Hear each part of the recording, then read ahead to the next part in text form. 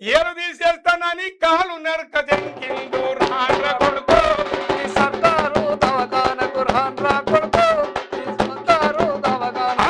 రాండ్ర కొడుకో సర్కారు దవాఖానకు రాండ్ర కొడుకో సర్కారు దవాఖానకు సస్తే సాబు చేయి మనుంటే గంజిపోయి రాండ్ర కొడుకో ఈ సర్కారు దవాఖానకు రాండ్ర కొడుకో.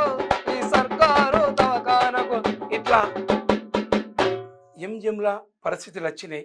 ఈ పాట రాసిండు. అరే ఇదంతా జరిగేదంతా అన్నల కాడిపోయిందని అప్పుడు లంచగొండితనం బందైంది. ఎందుకంటే అక్కడ చాలా పేదవాళ్ళు వస్తారన్న, గ్రామీణ ప్రాంతాలకి ముండ్లు గుచ్చి కొయ్యలు గుచ్చి అట్లా వచ్చినప్పుడు ఇది శాశ్వతంగా ప్రజలకు ఇన్నాక అక్కడ కొంత అవినీతి పోయింది. కానీ ఇప్పుడు మాత్రం ప్రభుత్వాన్ని కూడా మేము విజ్ఞప్తి చేస్తున్నాం మా కళాకారులుగా. ఎందుకంటే ప్రజల చైతన్యం చేసే బాధ్యత గద్దరన్న మా మీద పెట్టిపోయిండు.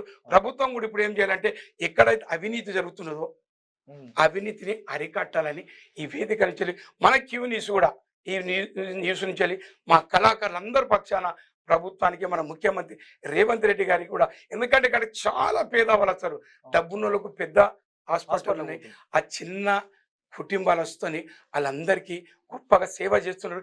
ఇంకా ఈ కరప్షన్ లేని మందులు వస్తున్నాయి సార్, నమ్మాలి మీరు. మందులు పేదవాని మీద మందులు వస్తే వాళ్ళు బయట పోయి అమ్ముకుంటున్నారు. సూపరింటెండెంట్ కూడా ఈ విజ్ఞప్తి చేస్తున్నారు. ఎందుకంటే డాక్టర్ చాలా విలువైన చదువు, ఒక ప్రాణాలు పోస్తారు, ప్రాణాలు ఇస్తారు. ప్రాణం పోసే విద్య చదివిన వాళ్ళు వాళ్ళు చిన్న చిన్న కూలి వాళ్ళు ఎక్కడి నుంచో చూసుకొని వచ్చేటోళ్ళకు వాళ్ళకు ఇచ్చే మందులు అమ్ముకుంటున్నారు. ఎందుకంటే అది బంద్ కావాలని మన క్యూ నుంచి రాష్ట్ర ప్రజల నుంచి కూడా ఒక కళాకారు నుంచి మేము ముఖ్యమంత్రి రేవంత్ రెడ్డి గారికి. ఇప్పుడు ప్రజెంట్ కూడా హాస్పిటల్లో బెడ్లు కూడా దొరకట్లేవే. అదే కదా మన బాధ. ఇక్కడ బెడ్ దొరుకుతలేవు, వాడు ప్రైవేట్ హాస్పిటల్ పోతే వాళ్ళు ఉన్న ఎకరం జాగా అమ్మి లాస్ట్ శవాన్ని కూడా ఇస్తారు తప్ప వాళ్ళు ప్రాణంతో కూడా ఇంటికి వస్తలేరు. వచ్చిన బాధ.